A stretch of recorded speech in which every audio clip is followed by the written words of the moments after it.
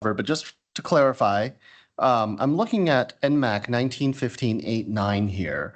And we've heard a lot in your testimony about the, at least in your opinion, challenges of surety bonds.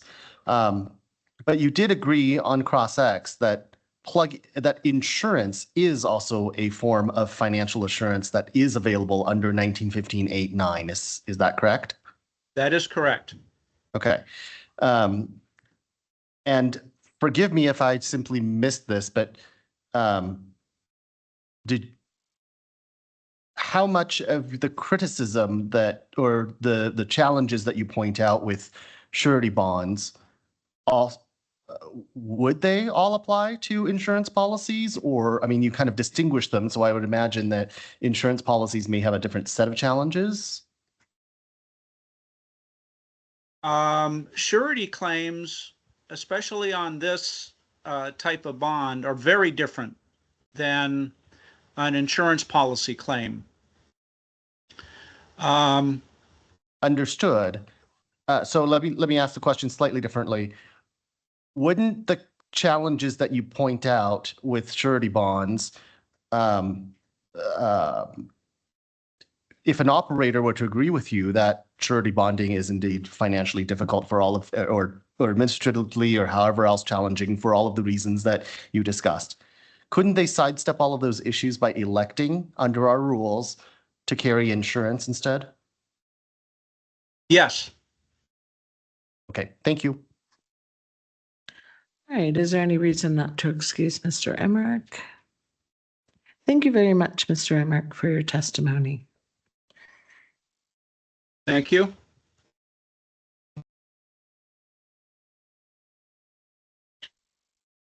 So we've come to 3:33. I'm wondering if it makes sense to make some use of the time we have before 4 p.m. And I think it's all too early to begin the public comment. Yes, let me, we're going to call our next witness to the stand, Mr. Harold McGowan. Give me a little time to get set up for that, please. All righty. We need 5 minutes. Sure. All right, 5 minutes.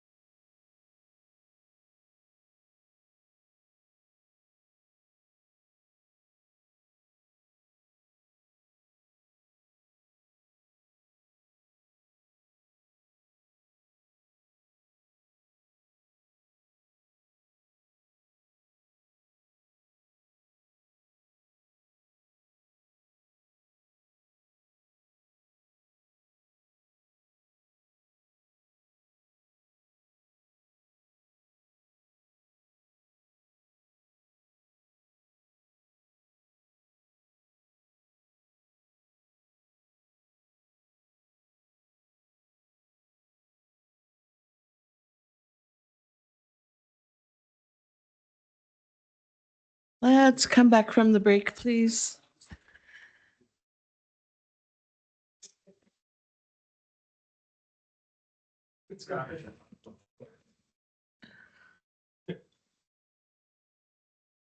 Okay, we are back after a very short break. We're going to turn to Mr. McGowan for just a little bit before we break for public comment at 4. Mr. McGowan, would you spell your first and last name, please?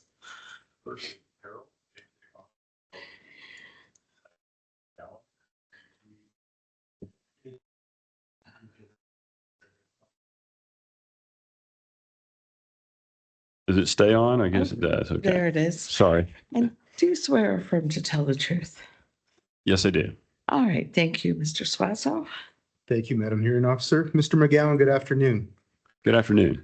Appreciate you being here with us this afternoon. Can you please state your name, role, and purpose in this proceeding? My name is Harold E. McGowan III. My role is really as a technical expert on plugging and abandonment, but also repurposing of wells. Have you ever plugged wells? Yes, I've plugged quite a few. Okay. Now, for the sake of time, we're not going to go into great detail on your credentials, but the first 8 slides set out your experience. And so the commission can look at that at their leisure. But I'd like to skip forward due to time constraints to slide 11.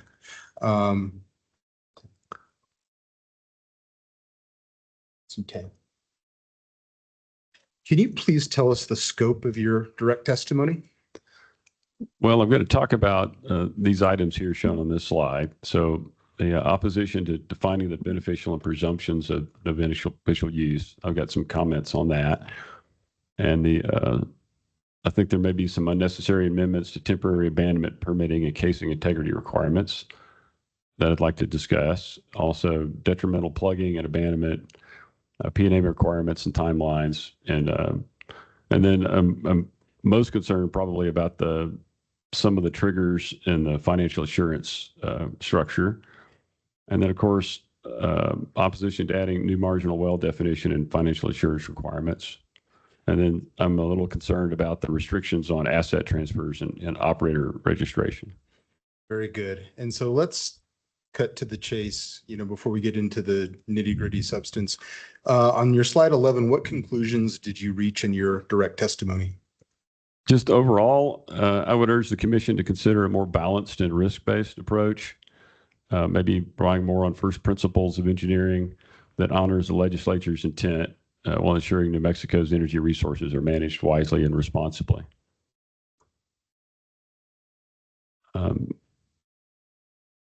I think some of the proposed amendments are a bit overbroad, and I guess my biggest concern is I'm approaching this as an oil and gas operator that has built 3 oil and gas companies. I've had to raise capital, put together projects, and then go drill those projects or re-enter wells. And I spent 40 years basically trying to figure out how to reuse old wells in legacy fields. And marginal wells have been some of my best projects, actually. They've turned out from marginal wells. So I'm a little concerned that some of these rules would inadvertently have unintended consequences of wiping out a lot of potential value in those wells, not just their current reserves, but what they could be used for in the future. And I'm a little bit concerned about that, and also just the way all these rules seem to interact. I've struggled as much as I can to try to understand what the ramifications might be for an operator that was trying to build a new company. Understood. And we'll get into all those details later in your testimony, but let's move on to slide 12, dealing with waste. What is your overarching concern with the waste proposed that the proposed amendments may cause? Well, this is basically the same standards that we see in Texas, which is protect correlative rights, prevent the waste of hydrocarbons, and of course, safeguard public health and the environment. So the issue would be that there's a kind of 2 pieces to that puzzle. One of them would be that there are actual reserves in the ground that you might lose from these current wells that we're talking about. but then also the reserves that could be found and developed through the use of those resources, where billions of dollars have been spent drilling these holes in the ground that you could reuse. So it's my understanding that the New Mexico legislature intends to strike a balance between these things, between economic value for New Mexico and, of course, protecting the environment. So I'd like to demonstrate how some of the proposed changes could, possibly force operators to prematurely or arbitrarily plug valuable wellbores. Thank you. Next slide. Now, let's go over your direct testimony on the specific proposals by applicants, starting with their proposal to define beneficial uses and purposes and add related presumptions of no beneficial use. And on your slide 14, can you explain how applicants define beneficial and whether OCD has ever defined beneficial before? Well, I believe there is some terminology about beneficial use. It's not a term that I have used in the industry. I have more thought of these things as it's either a candidate for P&A or a candidate for restimulation, recompletion, enhanced oil recovery. But as I read this, it's an oil or gas well that is being used in a productive or beneficial manner, such as production, injection, or monitoring. And it's a very limited universe and does not include use of a well for speculative purposes. Okay. And on your next slide, what are your concerns with the definition of beneficial as proposed and the prospect of defining beneficial now for the first time? Well, probably the biggest thing is, as I look back over my career, 40 years, that's all I've done for 40 years is do speculative work, which the scientific term might be a hypothesis that I was testing, but that's what I was paid to do, was to come up with a hypothesis, test that hypothesis, gather data, and it's an iterative process. So some of the things that some folks might consider to be speculative, I would consider to be strategic. And that's my concern, is that there's a lot of innovation could be squelched through this process. And of course, we are seeing the energy transition. You're seeing a lot of activity where folks are pushing us toward things like geothermal from oil and gas wells. I've actually spent a lot of time studying that. I haven't got to do it yet, but I'm excited that that's a new technology. Enhanced oil recovery projects. You can also sequester CO2 in the reservoir. We're only recovering between 5 and 15% of these unconventional plays. So I think as oil prices come up in the future, we're probably going to see more of that. And of course, monitoring injection and, microseismic and that kind of thing that you can use in conjunction with horizontal development. Sure. And on your next slide, you discuss the presumption. What is the presumption that a well is not capable of beneficial use proposed by applicants? Well, they're setting a 90-day criteria for production wells. So presumes that a production well is not capable of beneficial use is triggered if during any consecutive 12-month period, there was less than 90 days of production and less than 90 total BOE. So that's not really based on any geology or anything else. It's not based on any kind of trend analysis. It's strictly a trigger. And then, of course, there's the saltwater disposal. And as we're finding, saltwater disposal wells are going to be a key part of being able to develop reserves in the future. So they've also got a limit there that's pretty low. And on your next slide, can you please explain your concerns with the proposed presumption? Well, just again, I'm looking at this as an operator, and I'm imagining in my, the way I'm trying to think about this, and I've thought about this a lot, is if I were to have to try to raise capital, bring it to New Mexico, deploy that capital, and typically what I've done is private equity, and so private equity wants you to have a complete plan, and they want you to be able to target a property typically. So I would be really concerned that these guidelines could cause you to lose some of the wells that you bought immediately after you purchase the property, or to lose them before you could close the deal because they get thrown into this other category. And you would be trying to convince people that your idea is valid, even though you may not have enough data yet, right? You've got a hypothesis you want to test with a pilot program. So that's sort of the way I've been thinking about this is well, what effect would this have on capital formation and capital deployment for development of reserves in the future? Okay. And what issues do you anticipate with the procedure that allows an operator to rebut this proposed presumption? Well, having run oil and gas companies and been in the midst of operating programs, at one point at one of my companies, we have 4 drilling rigs running. You'd have a limited resources, and even though I had geology, engineering, drilling engineering, completion engineers, all those kind of folks on staff, everybody was really busy. So the idea that I'm going to have to basically create this whole justification, and I've only got 30 days to do that, seems like a short window to me. I would much prefer to have more time than that to try to put together a plan. And then, of course, the other problem is that what it seems to be missing in a lot of this discussion is the statistical nature of development. In other words, you start out with a pilot program, you gather data, you have to get enough production data to get a decline curve you can depend on. Then you need to do a few more wells. You've got to have a sample set with a long enough decline curve that you can rely on that ultimate recovery. So I think you lose a lot of your candidate wells right up front is what it feels like as an operator. Okay. And do you want to, I feel like you covered maybe what is on the next slide with respect to the 90 days on your next slide. Is there anything else you want to add to that analysis? Not too much. It's just that time is critical, and the time to gather data and analyze that data. And Mother Nature decides when you get this time. And you also have to deal, of course, with rig availability. I've had periods where I couldn't find a drilling rig. There were periods when I couldn't get casing. Not too long ago, it turns out Ukraine makes a lot of casing, by the way, and we couldn't get casing because it was in the wrong country, and the Russians wouldn't let it out. So, that kind of thing can happen to you in the middle of a program. So that's why I think time is really critical. If there was a way to stretch the time out, I think it would be helpful. So you think that the 90 days should be, or the 30 days should be longer? The time period should be longer, I'm sorry? Yes. Let's move on to your slide 20 of your direct testimony and the specific proposals from applicants to amend New Mexico's existing temporary abandonment program and mechanical integrity requirements. And on slide 21, generally speaking, what are the requirements to obtain approved temporary abandonment status under 1915-25 NMAC?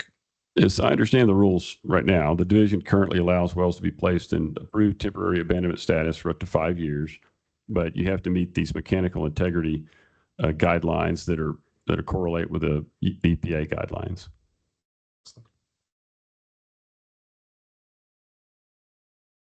Okay, and then you continue that on your next slide, I think. I'm sorry? You continue that on the next? Yes. So operators may apply to place a well in approved temporary abandonment status for a period up to 5 years, subject to renewal or reclassification. Operators are limited to the number of temporary abandonment wells they may hold, so that does tend to limit the potential for a large number of idle wells under that program. Okay. And next slide, 23, please.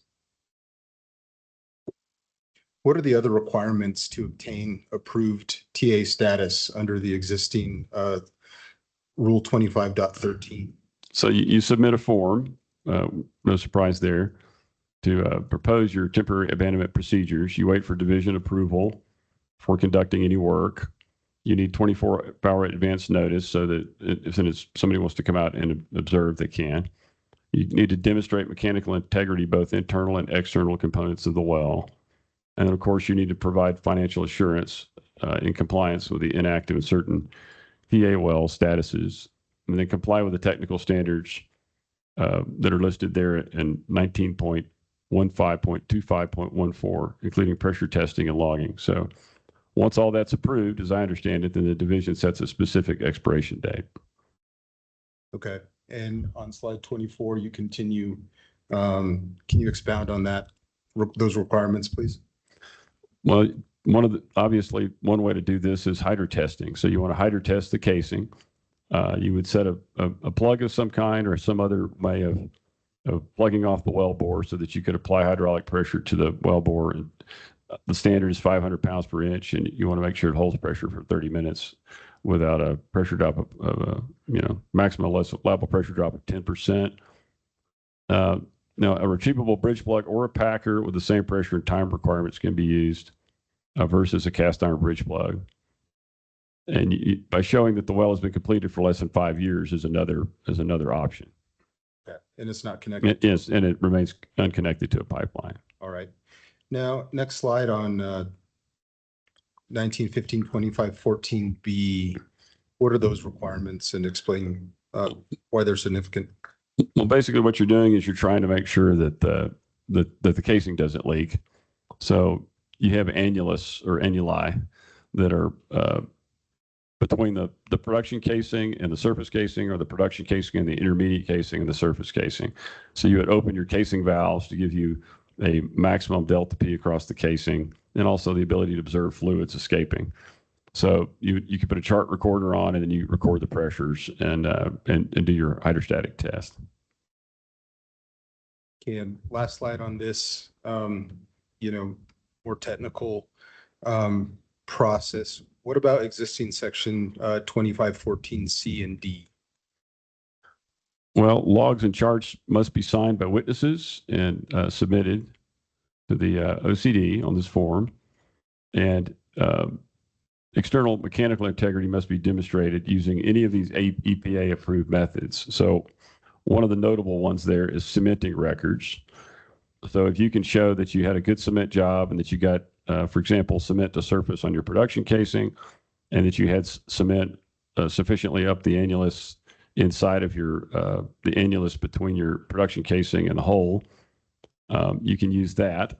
And if you don't have that, then you need to run some of these other logs, or if you have a leak. Now, I've used these tools that are discussed here, temperature logs, noise logs, and the way I've used them has been, if I found a leak, I had to go back and repair that leak. And that's really what those are for, is detecting a leak. In fact, I had casing recently that had 42 leaks. It was brand new, and I had to pull it, which I discovered that with temperature logs and noise logs. Okay. And so there's a lot there in that last set of slides, but let's focus on the EPA standards. Can you explain to the commission what other EPA approved methods means, and how EPA standards are currently integrated into New Mexico's existing TA permitting requirements? Well, as I understand it, it's giving the operator the flexibility to use those tools when they need to.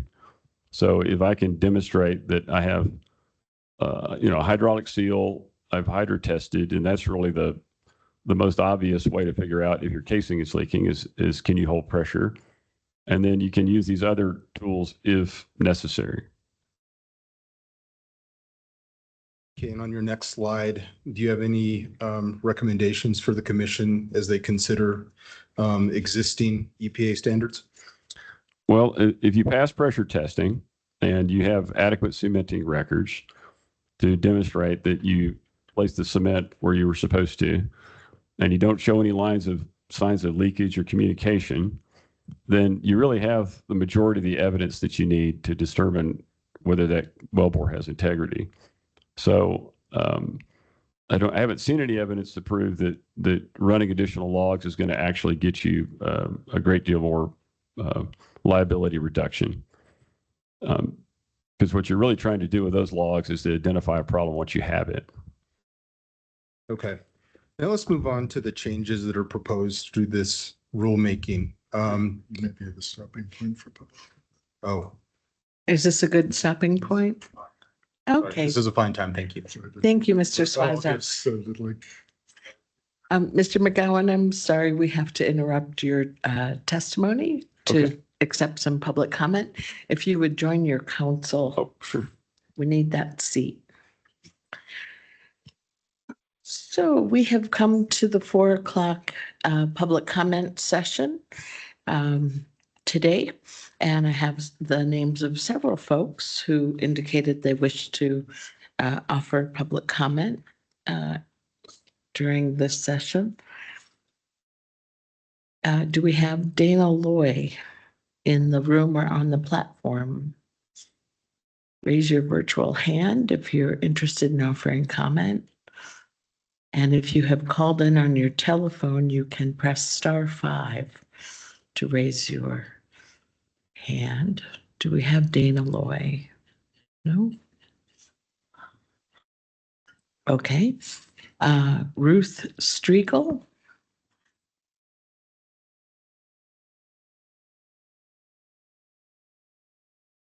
No. Kim Rogers? Oh, terrific. Ms. Rogers is in the room. If you would come up to the seat, please.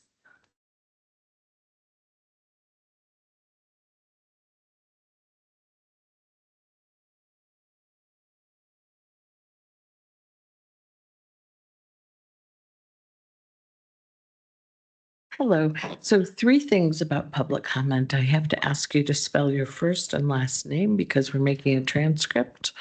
Under the commission's rules, I will also ask you to swear or affirm to tell the truth, and I will ask you to keep your comments to 3 minutes. If you have more to say than can be said in that time, please submit your written public comment to the Commission Administrator, Sheila Apodaca.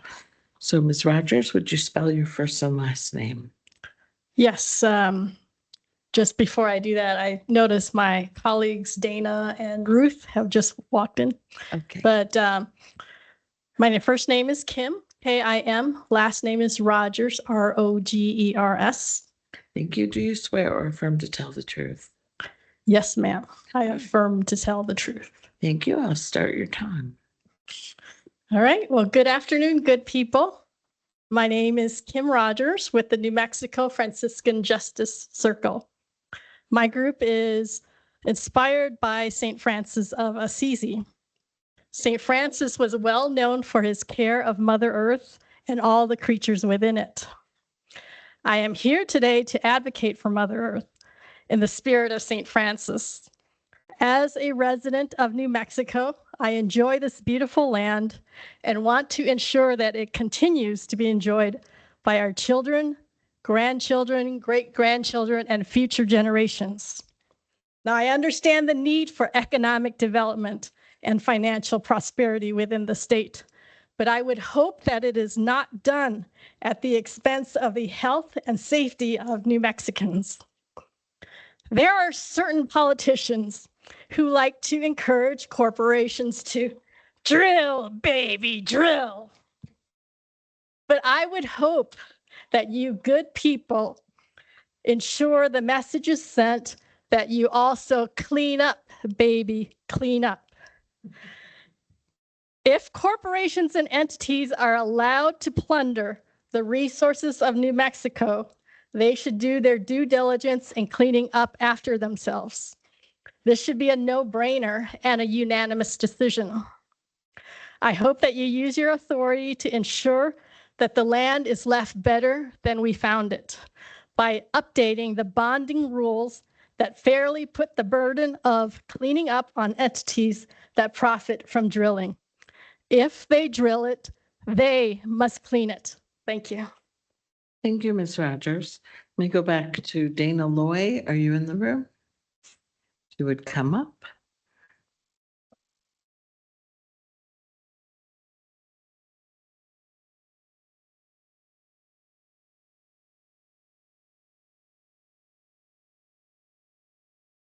Hello. If you would please spell your first and last name. First name is Dana, D-A-N-A. Last name is Loy, L-O-Y. Do you swear or affirm to tell the truth? Yes, I do. I'll start your time. Okay. Good afternoon, Chair and Commissioners. I'm here today to speak on behalf of New Mexico Interfaith Power and Light and the Franciscan Justice Circle in strong support of modernizing bonding and cleanup rules. Thank you for listening to the public today. I grew up in central Oklahoma, and the areas around most oil wells always smelled bad, even from a distance. Everyone assumed it was okay since there were laws. A lot of oil and gas sites in New Mexico smell bad too. We know it's not okay. No child should grow up breathing in petroleum chemicals, which should not be allowed to leak into our ground and water and air. But we've seen that petroleum companies do allow toxins to leak into the surroundings. We have to be clear with these companies. If you drill a well, you clean it up. Most New Mexicans, 89%, think oil and gas companies should have to pay the full cost of cleaning and plugging wells. We must require oil and gas companies to pay upfront for future contamination with bonding matched to the actual cleanup costs. It's only common sense.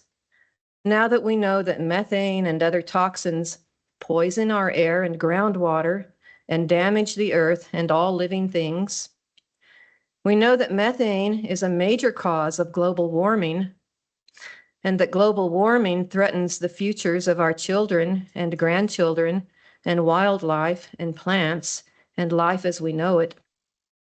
Since we know these things, why would we not ask petroleum companies to pay the full costs of their wells from drilling to cleanup? This morning, the following headline reminded me again of the contamination I saw in my childhood. The headline was, "Toxic wastewater from oil fields keeps pouring out of the ground. Oklahoma regulators failed to stop it."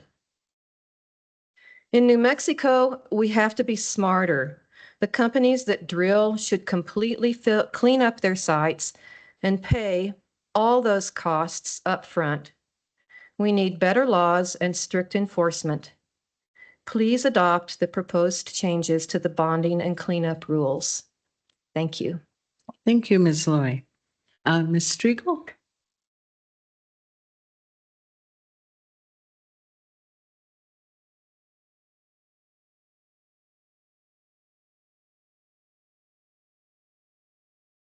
Oh, if you would spell your first and last name, please. My name is Ruth, R-U-T-H, Striegel, S-T-R-I-E-G-E-L. Do you swear or affirm to tell the truth? I do. I'll start your time. Thank you. Thank you for the opportunity to speak. My name is Ruth Striegel. I live in Albuquerque and I chair the board of directors of New Mexico Interfaith Power and Light, where we acknowledge that the active care of the natural world is central to spiritual life and social justice. We are not separate from nature. Our well-being as a species is dependent on the health of the natural world. Revenue from the oil and gas industry has allowed us to finance many essential parts of our state budget. But oil and gas wells and their infrastructure greatly alter the landscape, the air, and the water wherever they are located. Our state has been willing to live with that environmental degradation, with the understanding that when a well is no longer productive, it will be capped and the land restored. The current rules for bonding are inadequate to that task, leaving the citizens of New Mexico with a huge cleanup problem.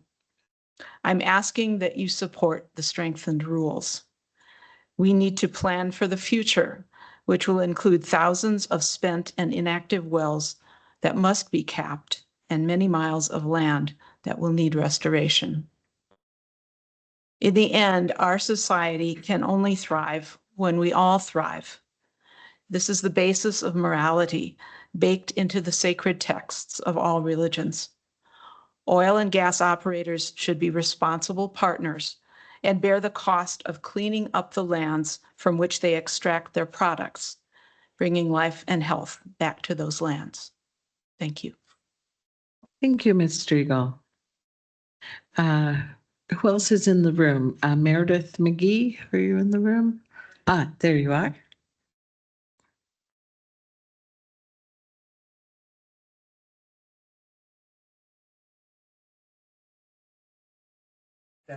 Hello. Would you spell your first and last name, please? Meredith, M-E-R-E-D-I-T-H, McGeehee, M-C-G-E-H-E-E.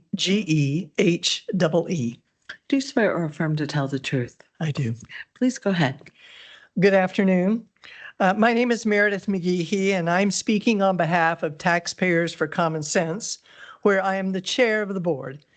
Taxpayers for Common Sense is a nonpartisan budget watchdog founded in 1995 to ensure taxpayer dollars are spent wisely and transparently. For 3 decades, TCS has supported policies that safeguard the public purse, prevent wasteful subsidies, and promote fiscal accountability and natural resource management. Quick aside, my ties to New Mexico run deep. I actually live in Washington, D.C., but I'm a graduate of El Dorado High School in Albuquerque. My dad's a graduate of the College of Santa Fe.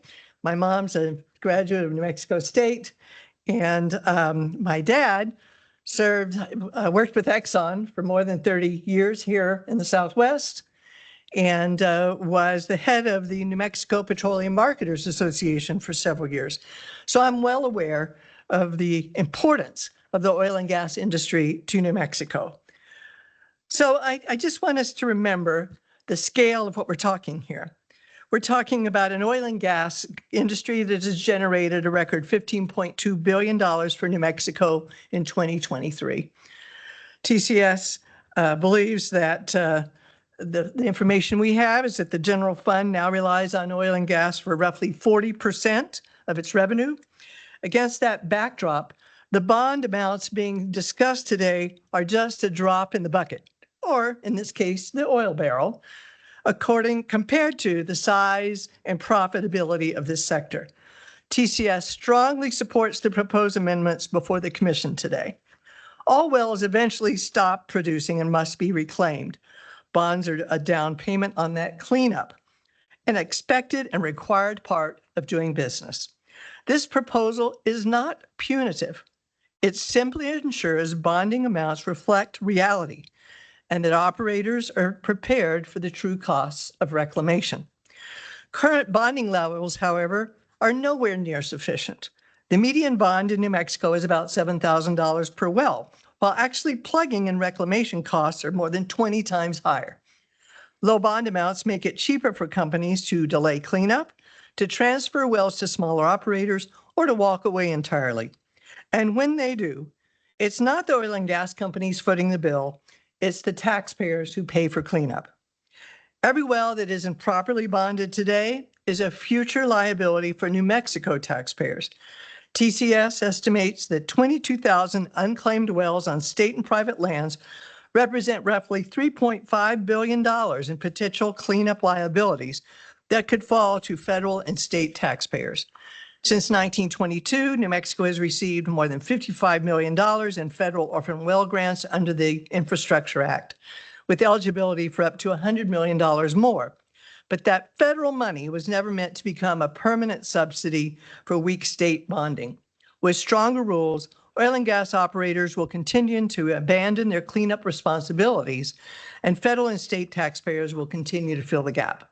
That's why TCS strongly supports raising bond minimums and indexing them to inflation to preserve their real value.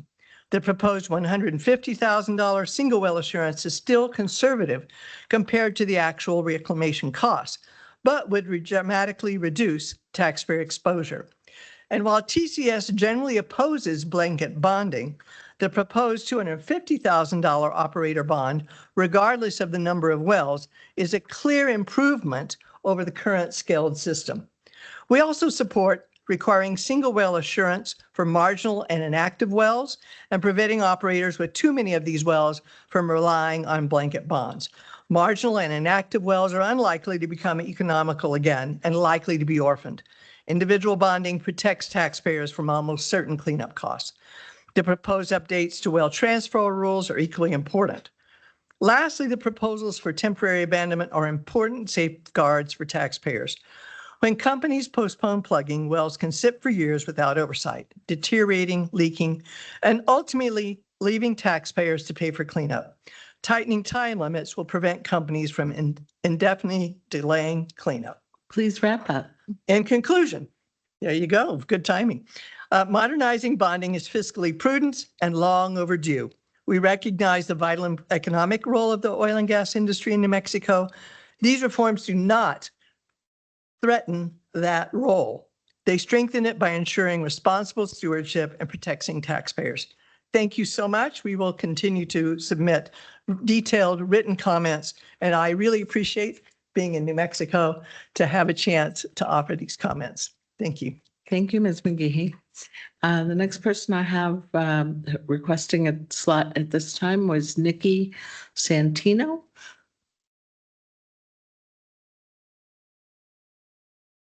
First to be on the platform. Ms. Santino, can you unmute yourself?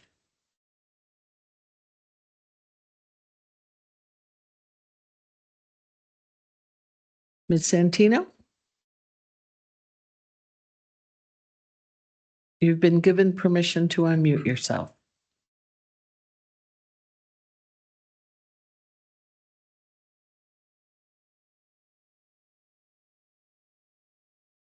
I see your microphone button going off and on.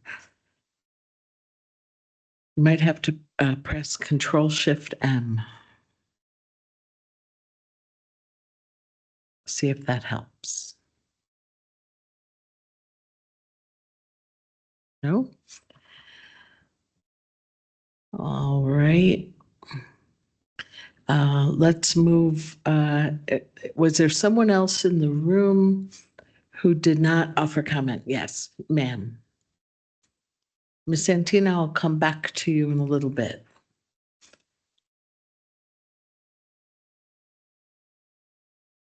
Hello, would you state and spell your first and last name? Yes, my name is Connie Joanne Baca, B-A-C-A. Do you swear or affirm to tell the truth? I do. Go ahead. Okay, good afternoon, Chair and Commissioners. I appreciate this time to be able to do this. I'm coming at it from a little bit of a different angle here. I'm speaking, again, my name is Connie Jo Baca, and I'm speaking on behalf of Interfaith Power and Light and also the Franciscan Justice Circle in strong support of the proposed bonding rule changes. As a 16th generation New Mexican and as a retired elementary school teacher, I've always combined my love of nature with my love of young children. I always tried to instill in my students a deep respect for the environment and also to take responsibility to clean up after themselves. Native American codes of ethics, as well as the teachings of St. Francis, align so well with many good early childhood practices, such as having respect for life and nature, to treat our earth and all its inhabitants with the care and understanding that nature is a part of us all, not something separate. The more we realize our interdependence on all of nature, the more we see that what we do to the earth, we also ultimately do to ourselves. There are some pretty simple kid rules and adult rules to live by. For example, if you break it, you fix it. If you dirty it, you clean it. If you extract from it, you clean it and you plug it using sufficient funds set aside before you even begin to drill. Children learn by our examples to do what is right and fair. And by changing these outdated bonding rules, we are not only setting a good example, but we're also taking a step in the right direction. I'll leave you with a little ditty we used to sing in our classrooms. Clean up, everybody, everywhere. Clean up, everybody, do your share. Thank you so much. Thank you, Ms. Baca. Is this Ms. Santino? Yes, it is. Can you hear me? Oh, yes, I can now. Thank you. Would you spell your first and last name, please? Nikki, N-I-K-K-I, Santino, S-A-N-T-I-N-O. Do you have a way of addressing the echo? Do you have perhaps more than one unmute button on? I think this. Let's see. No. I can Where do see I that get- Mr. Schultz is off. Is this better? That is better, I think. Okay, Now, good. all right. Do you swear or affirm to tell the truth? Ms. Santino? Ms. Santino?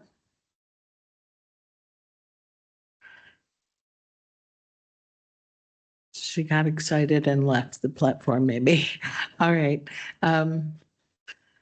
Let's, Sheila, is she off the platform? No, she's still on the platform. Okay. I see her here. Ms. Santino? You have to unmute yourself again. Perhaps Control Shift M would work? Okay, let's see. Okay, I think I can hear you. Okay, you can hear me? Yes. Do you swear or affirm to tell the truth? Yes. All right. Just speak slowly because there's an echo, but go ahead. Hello, my name is Nikki Santino. I am a New Mexico resident, have been since 2008. I moved here with my family from I'm still echoing. Should I continue with the echoing or? You're still echoing. We can make out your words. Just speak slowly if you would. Okay, should I start over? No. We heard your first two lines. I moved here with my family from Chesapeake, Virginia, and have loved this beautiful state. We moved here because my husband retired from the Navy as a Force-Master Chief to take a job with Kirtland Air Force Base, and is a veteran with 100% disability. Both of my children graduated from Rio Rancho High School and went, excuse me, can you hear me still? Yes, just speak slowly because we're making a transcript. Okay. Both of my children graduated from Rio Rancho High School and went on to be very successful in their college career choices. Shortly after moving to Virginia, I found the need to get involved in my kids' educational experiences. I was approached by many teachers from elementary through high school to please get involved with parent-teacher organizations. I was asked to focus on fundraising for school supplies because the teachers were purchasing with them out of their own pockets, helping improve school conditions because maintenance was very much lacking and make our schools healthier.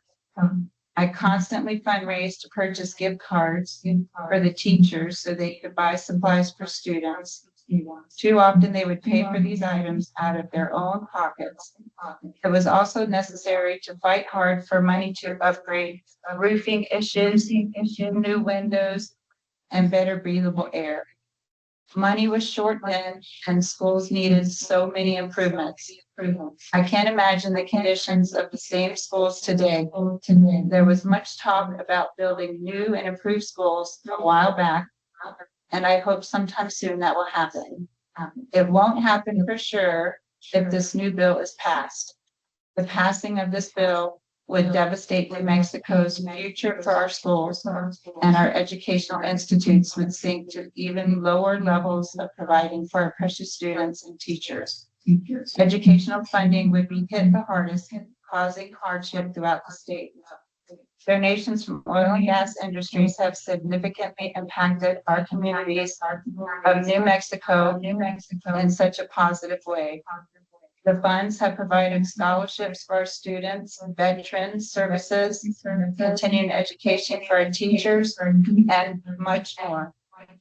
It is very important to foster partnerships that make positive community outcomes and to remember that 90% of our budget comes from oil and gas. And if we cut production, half the state's budget would go away. That would devastate local counties, school funding, state parks, road budgets, conservation education, and it would hurt New Mexico on a global scale. If oil and gas are forced out of state because of overregulation and lack of investments and opening wells, most jobs and small local operators would be forced out of business because they couldn't afford the cost. The wells would have to be abandoned and many New Mexicans would be out of a job. And then I said, I was voted parent of the year because of the endless fights to help to secure a healthy and thriving environment within the educational environment. I am asking that this bill does not pass because it would negatively impact New Mexico in a big way. Thank you for your time and understanding the negative effect this bill would have on educational services and so much more. Thank you and have a great day. Thank you, Ms. Santino. Due to the echo, it sounded as though you might have been reading from a written statement. I'm wondering if you'd be willing to email that statement to the commission administrator so that we can be sure we have what you said.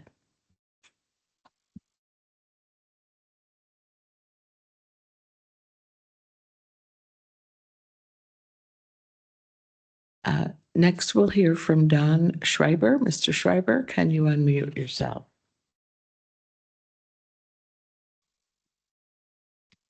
Here we go. Great. Would you spell your first and last name, please? Don Schreiber, Schreiber. Thank you. Do you swear or affirm to tell the truth? I do. I'll start your time.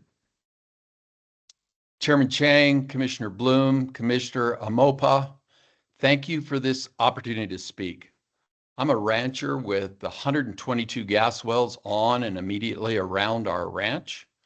I'm here today as a member of the Rocky Mountain Farmers Union with 20,000 family farm and ranch members in New Mexico, Colorado, and Wyoming.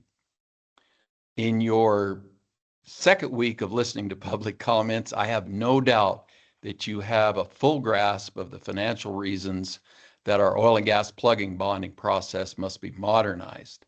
You have the balance sheet reasons, the economic arguments. Plugging bonds are, after all, financial instruments. And prior to starting our ranch here in Rio Arriba County 25 years ago, my father and I wrote lots and lots of $25,000 plugging bonds at the Schreiber Insurance Agency in Farmington starting back in 1956. But those financial reasons, those spreadsheets, only tell part of the reason to adopt stronger rules as are proposed. In our arid state, agua es vida, water is life, not just for the livestock and crops that farmers and ranchers used, but the water is the sacred base upon which all of New Mexico depends. And the old outdated bonding limits we have now put that sacred base at risk of contamination from the thousands of wells yet to be drilled. And sadly, in both the Permian Basin and here in the San Juan Basin, we have many examples of how the old outdated bonding limits jeopardize our sacred base, even when an abandoned or orphan well is plugged. Take the old Horseshoe Gallop oil field west of Farmington, a field of about 1,000 shallow oil wells drilled in the 1950s by major producers like the Standard Oil Company of Texas, but sold time and time again to ever smaller operators, continually going broke and disappearing. Even with the funds supplied by the bipartisan infrastructure law, there is not enough money to do the necessary plugging, contamination cleanup, and surface damage repair to begin to restore the aquifer below what was once a place of cathedral-like beauty overlooking Shiprock and the beginnings of Monument Valley. Much of that land is tribal, truly sacred, and now forever lost. We can't let that happen again, Mr. Chairman. We can't pass down poison land and polluted water and call it a legacy. We must protect our sacred base. Thank you. Thank you, Mr. Schreiber. Let's see, Ian Schultz.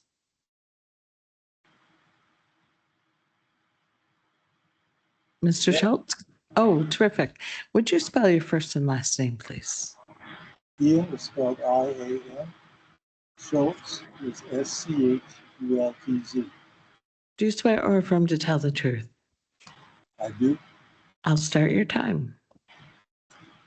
I'm Ian Schultz, an architect with over 45 years of professional experience in the design and construction of small, large facilities for governments and private corporations. I have resided in Albuquerque throughout my career while completing projects across the United States and overseas. The growth of New Mexico, the United States, and world economies are highly dependent on the availability of abundant, affordable energy for domestic and industrial use. Every individual industry requires some measure of energy for their survival and operation. Without an adequate supply of affordable energy, the world population will not have life-sustaining supplies of food, clothing, housing, warmth, medicine, and other essentials. New Mexico is highly dependent on the revenues provided by the oil and gas industry. In fact, revenues from oil and gas constitute 51% of the state's budget. 1/3 of the state's budget is used to fund our educational systems. The proposed additional regulations will prove to be an unsustainable burden for New Mexico's small oil and gas producers, driving them out of New Mexico. The loss of small producers will cause a significant decline in good, high-paying jobs and a corresponding decline in state revenues. The resulting decline in production of oil and gas in New Mexico will result in higher energy costs. Higher energy costs will inflate the cost of everything, particularly the cost of housing. Currently in New Mexico, affordable housing is at a critical point. I request that the proposed additional regulations, fee increases, be rejected. Thank you for your consideration. Thank you, Mr. Schultz.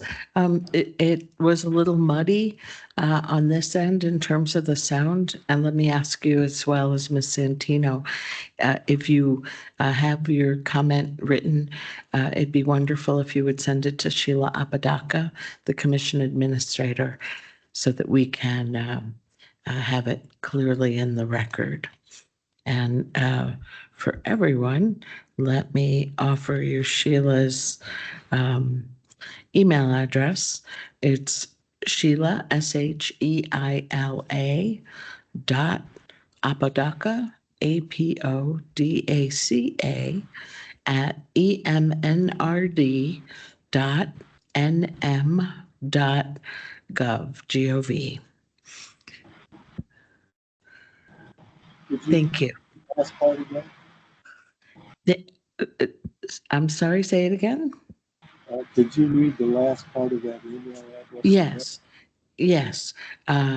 It's Sheila.Apodaca @emnrd.nm.gov. Thank you. Thank you. Sheila, is there anyone else on the platform who would like to offer public comment? I don't see anybody else. Okay. And there's no one else in the room, I don't think. Great. Our next public comment session will be at 9 o'clock tomorrow morning. So in the meantime, we're going to return to the technical case, and Mr. McGowan, if you would rejoin us up here.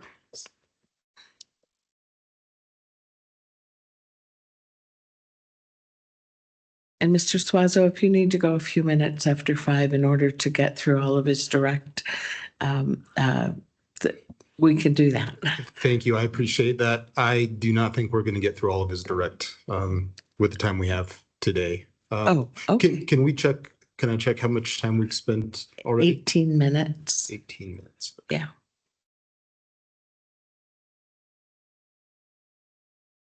All right. So, Mr. McGowan, welcome back to the stand. Remember where we were. We were discussing the EPA's requirements and advanced diagnostics under the current rules, and we had just switched over to slide 29, which discusses where you discuss the proposed changes to the existing rules. What changes do applicants propose to these existing temporary abandonment permitting requirements under existing 1915-25-12? Operators would have to justify a well's future use to obtain approval from the OCD. And My biggest issue with that is that you really have a problem when you're trying to gather data on the front end of a project, and then you're trying to project forward. So if you don't have enough time to do your pilot testing and to try out your ideas and see if they work, then you won't be able to get this information. So I think that would be some of this documentation they're asking for is burdensome, and that you're going to have to stop and create all this information, but it may not actually be the information that's required to make the decision as to whether you have a potential future use. You may actually have to wait and get results from the wells, and then you find out whether you've got sufficient data or not. Okay. So, and also you're limiting the ATA status extensions beyond the initial approval period to 2 years. Very good. And let's move on to 25.13 on your next slide. What changes are applicants proposing to this section? Well, once was a notice, is now a request, and then it requires, by cross-reference, a demonstration from the operator that the well will be used for beneficial use within the approved period of temporary abandonment. And of course, there's increased casing requirements. All right. So with your next slide, can you please tell the commission how these changes to sections 12 and 13 depart from the existing requirements that you summarized earlier? The current rules allow indefinite rolling 5-year renewals. The intent behind the applicant's proposal apparently is to force a decision point at 5 years to either return the well to beneficial use or plug it, unless the regulator finds good cause to allow it to remain idle longer.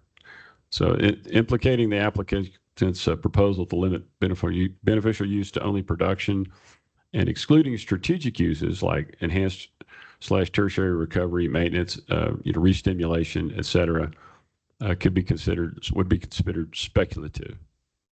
Very good. And in the interest of time, we're going to skip to slide 33.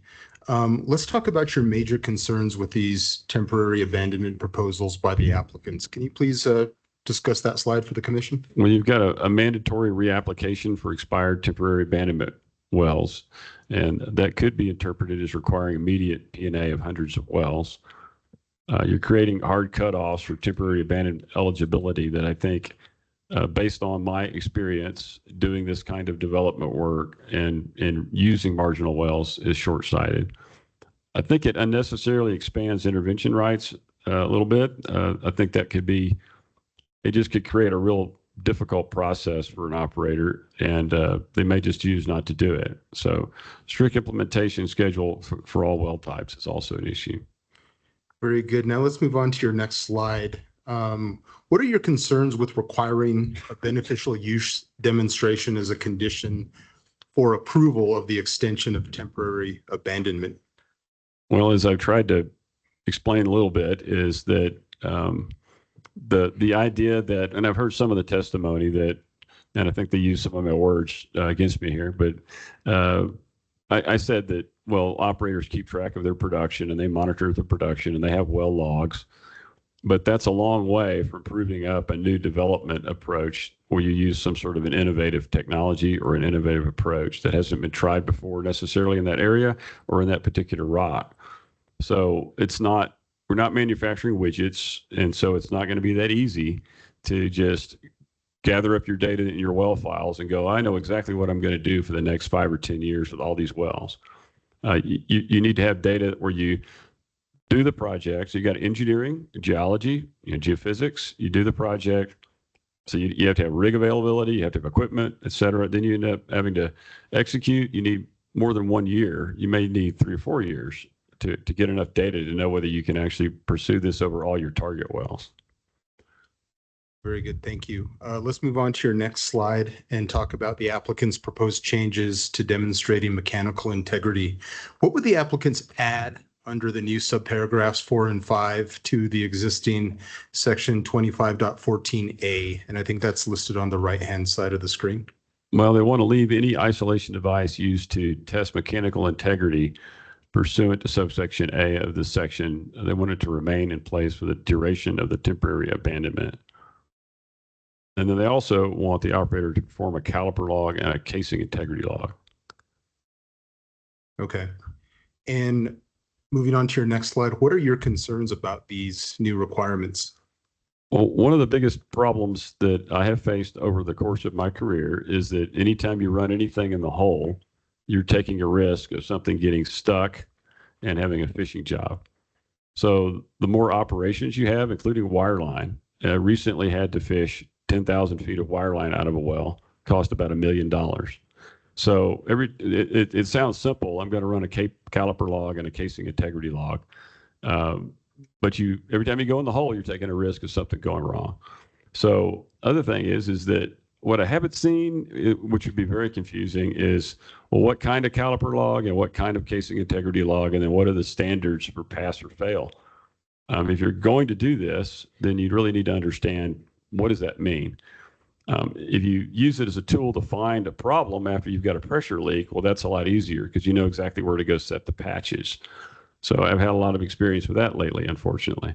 So I think it sounds good on paper that I'll just run a caliper and a casing integrity log, and that sounds great. I'm not sure why you're running both, and I'm not sure why you need to run that on every well. So if there was some more of a engineering first principles approach where you would decide, okay, this particular well is older, has corrosive fluids. I mean, we know what kills these wells, and we know what causes our problems. It's rust, basically. Your steel breaks down, and it's cement. And there's a pace at which corrosion happens, right? So you should be able to figure out a way to do this with first principles, and maybe cut down some of the costs, and also take care of all your environmental risk.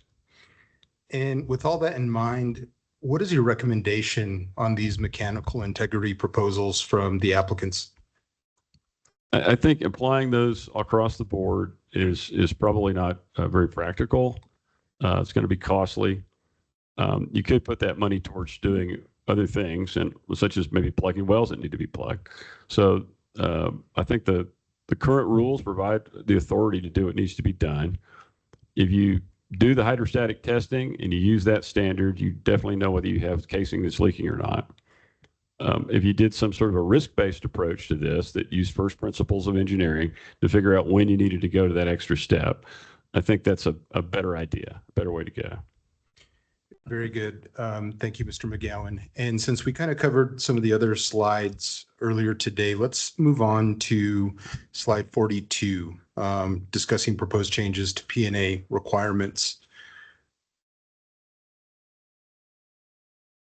Applicants propose to change the timelines for when P&A obligations are triggered and how the changes would conflict with actual P&A timelines. Can you explain that timeline from P&A application to completion for the commission? Well, the steps are application and approval, plugging operations and duration. So something that I have encountered is you have to have the right rig for the job. You have to have the right crew for the job. You have to have the right materials. For deeper wells, you need bigger rigs. You can't always get those rigs. There's competition for the rigs. You have weather to deal with. So you've got the possible delays in that section right there. And then you have, of course, post-plugging cleanup and reclamation, which has to be done. And I fully support everybody cleaning up their mess all the time. And then, of course, you got to do final reporting. And Mr. Arthur touched on the difference in costs in his testimony between vertical and horizontal wells. What are the mechanical P&A procedures for vertical wells, and how do they differ from horizontal wells? Well, obviously, you want to isolate your producing zones, and that really has more to do with protecting the reservoirs downhole for future development. You want your casing shoes to be sealed, and the very most important thing is freshwater protection. Minimum plug length, and cement quality, those are set. Plug verification by tagging your testing to make sure your cement plug's set up properly. And then, of course, top of cement behind pipe is a big deal. You need to know where your cement is with the best information you can get. And, of course, surface plug set and wellhead removal. Now, horizontal wells, I've been thinking about this question. There is a difference with horizontal wells, but it's not really where you're setting the plugs. It probably has more to do with the deliverability of a horizontal well. If you think about a vertical well might slice 100 foot of pay, horizontal well might slice 10,000 foot of pay. So the amount of reservoir that could sit over time and build up pressure is a bit more. So if you set a bridge plug in there, and when you're doing your abandonment procedure, you want to make sure that it can hold whatever's below it. And then you also need to make sure that when you're cementing a horizontal well, you get that cement to go all the way down that 5 or 10,000 foot lateral and that annulus in the lateral, and then come up at the bill curve and up into the vertical. So that would be the only difference, I think, is making sure that those things were done right. Okay. And on your next slide, under the current rule, there's 3 triggers that trigger the legal obligation to TNA or permanently PNA a well. How are those proposed to be changed under applicants' proposals? Well, under the existing version, there's a 90-day compliance window, and you have 3 triggering events. So under the new rules, they've shortened the action deadline from 90 days to 30 days. And they've modified the requirement to place the well in approved temporary abandonment within the compliance window to instead require the operator to apply to do so within that 30-day time frame. So I'm a little baffled as to how 60 days is really going to make a big difference over the life of this well. You're trying to plug it forever, ostensibly, and maybe it's been producing for 20 years, but you're having to rush a little bit here just to get this done and do all the work you need to do. Sure. And on to your next slide, with respect to the changes that you just summarized, they're mirrored an applicant's proposal to edit 1915-59B2 of NMAC, which cross-references that regulation on when wells are to be properly abandoned. Is that correct? Yes. Okay. Well, this would mean that after 13 months with no production, that's 12 months idle plus a 30-day grace period, a well must either be permanently abandoned or formally put in TA status to remain legally idled. So that's mirrored in the Well C's related amendment to 19.15.8.9D3, which would create a rebuttable presumption that a well is out of compliance with 19.15.25.8 after 13 months of inactivity, which Well C would reduce from the 15-month period currently in place. Very good. And on your next slide, can you please explain what are the current versus the proposed inactivity timelines before an operator is legally obligated to TNA or permanently PNA a well? So under current law, a well that's been inactive for 1 year can avoid plugging by going into approved temporary abandonment status, which means that the mechanical integrity has been verified. And then approved temporary abandonment status can be renewed repeatedly in 5-year increments under the current rule. So as discussed, the proposed amendments would shorten the 2-year initial temporary abandonment versus 5 if they can prove future use at that time, and then extensions in 1-year increments up to 5 years total idle time. And then after that, it's a mandated decision point. All right.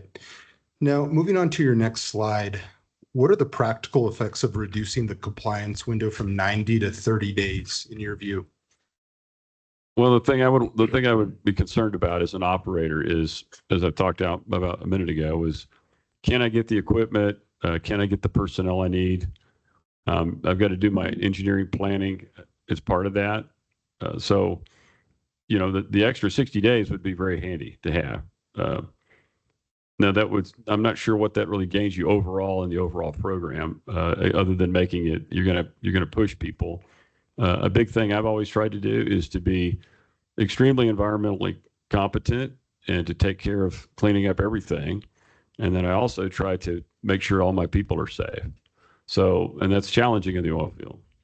So anytime that you can go a little bit slower and take your time and do your planning a little bit more thoroughly, you're going to have more safety and you're going to have less chance of some sort of a problem.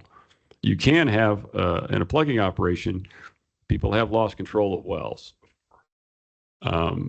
So, it's not trivial just because the well is old. And there could even be extenuating things like somebody's got a saltwater injection well near you and you have to deal with that. So you do need to do your planning. I've seen the results of people rushing and not doing their homework, and it's not good.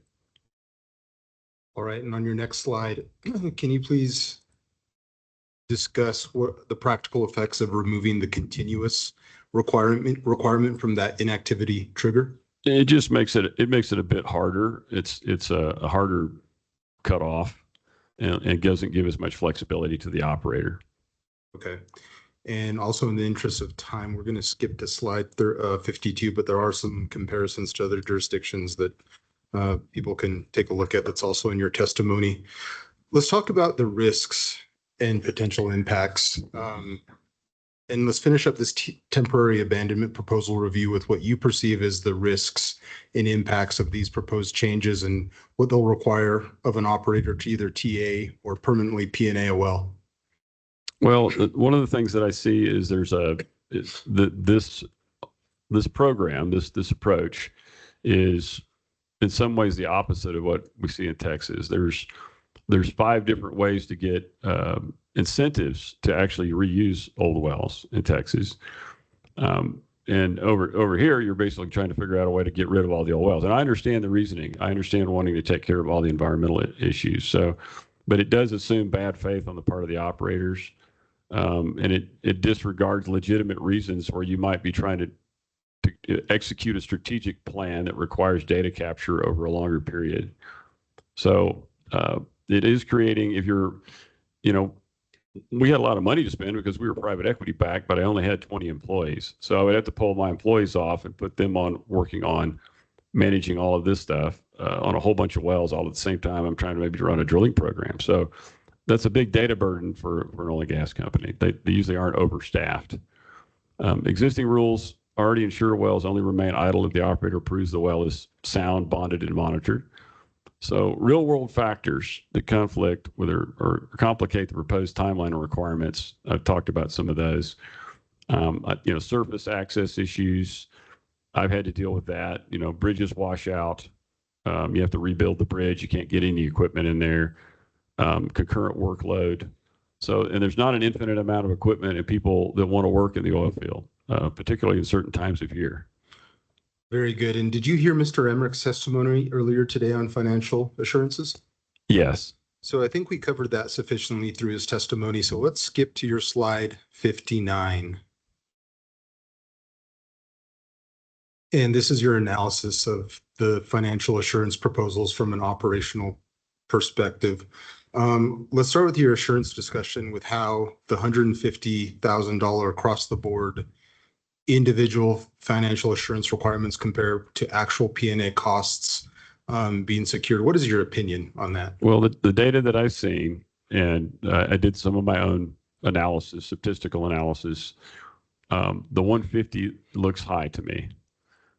So I think that's above what the average has been. I suspect that it's related to a skewed data set because frankly, the OCD did a great job of going and taking care of all their a bunch of bad wells that had big problems that were old. And the woolly booger monster, of course, is corrosion. The well falls apart on you, and then you have to go do a big fishing job. But going forward, you might have a different population. You should, as you start to eliminate those really big problem wells, if you tackle those first. So the wells in the future should have less time on the casing, less corrosion, better cementing, and really the industry is doing a better job in the modern era than they were back in the day. So I think a small minority of extreme cases that were really deep or damaged, and also I can see why there's an issue where they're saying, well, the depth of the well doesn't matter. Well, that's because the rust is happening shallow. So it's really about the age of the well. That's where the casing's falling apart. So once you get those wells out of the way, you're going to have a different population entirely. So I really think that if you were to use the median of an appropriate population, you would get a better number to work with. Very good. And so on your next slide, what are the other key technical factors that could be driving above normal P&A costs? Well, well depth is really just a matter of the number of plugs and maybe something if you have to deal with some pressure or something, and then the amount of cement you pump and the number of trips, right? Well age and condition relates to the facts about metallurgy. Okay, so and the quality of the metallurgy. And then of course fluid type. If you've got corrosive fluids, if you might have CO2, hydrogen sulfide. These are all things that are all known. This is all known science. So you should be able to come up with a way of figuring out which wells are the highest risk wells based on their age, the type of fluids they were producing, what's their water cut.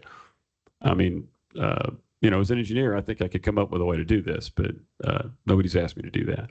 So then, of course, you got surface and environmental factors. Am I in a wetland?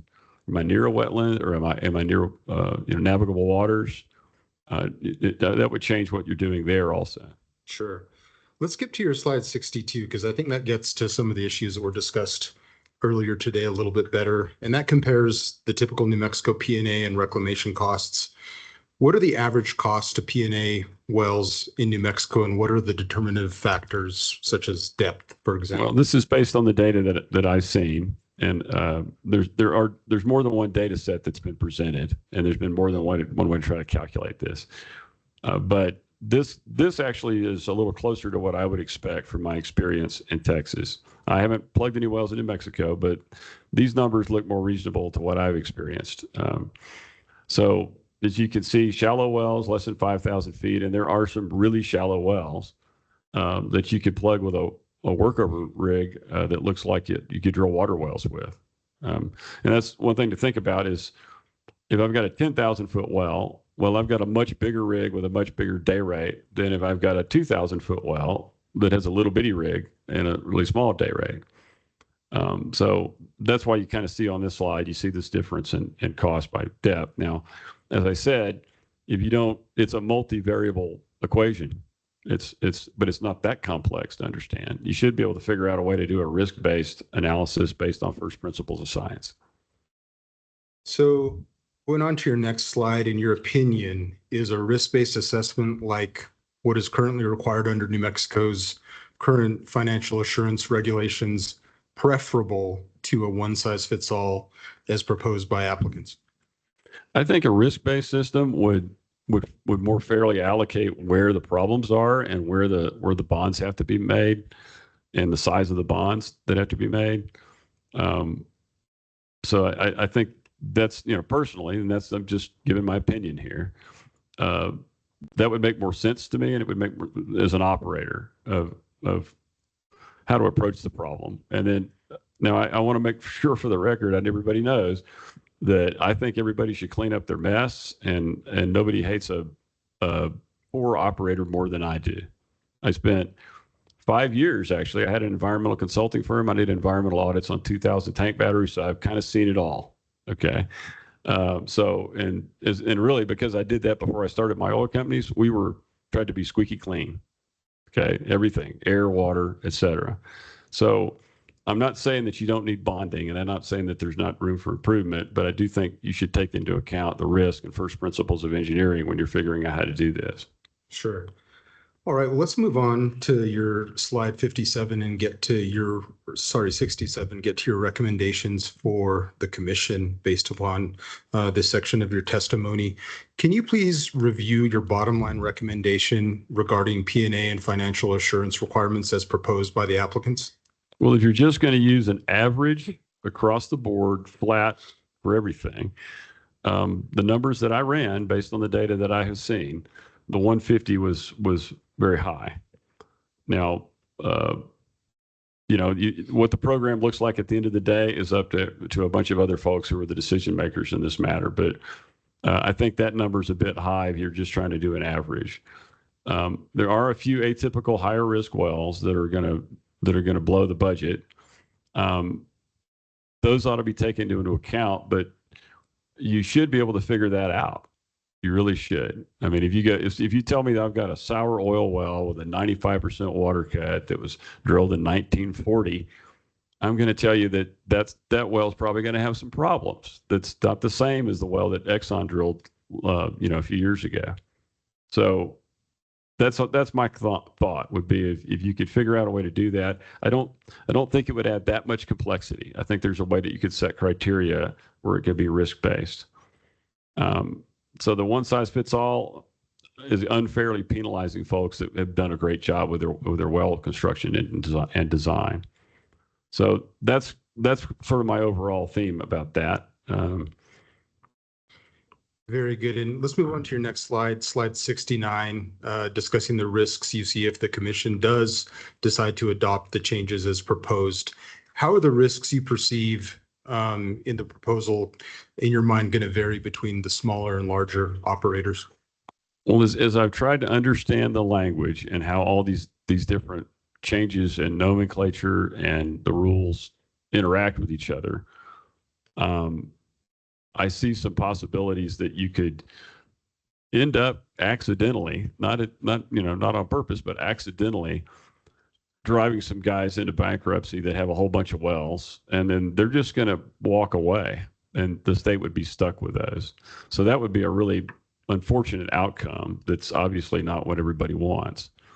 So I think thinking this through, trying to simulate what the actual outcome could be. It's when I read these regulations, it's like a computer program. If I change one thing over here, it impacts something over there. I think it needs more study to figure out what the unintended consequences might be. Very good, Madam Hearing Officer. That completes this section. I suggest that we maybe pick up the next section of the direct tomorrow, dealing with marginal wells, if that's okay with you. That's terrific. Thanks so much for getting us to 5. Thank you. Thank you, Mr. McGowan. Thank you. 9 o'clock